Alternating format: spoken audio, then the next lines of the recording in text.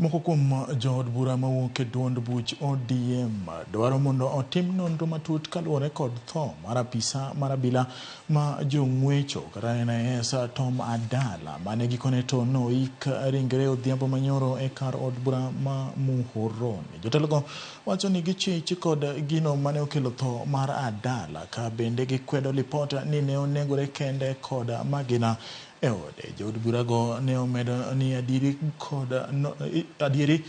kod nonro matut kende mabiro nyiso ni en ang'o mane onego jatelono, ma bende gilero ni nyocha eka omedo lemo e kar tich mare.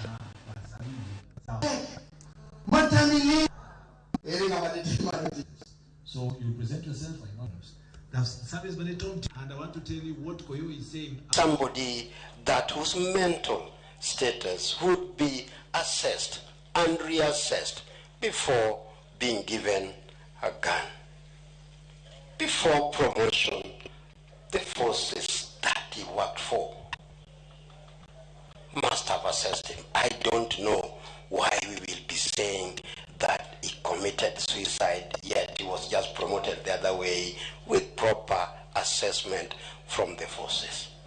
Where I am sitting and where I stand as a son of this community and a leader in this community, I am persuaded that my brother is lying here because of the curse of being a Luo. And that is the message that must go out.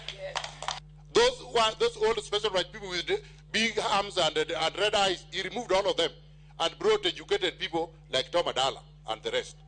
So do us proud by securing this country, by going back to the scripts that were left behind by Wilson Ayabei, Boynet, and improve on them and make this country safe and good for us all.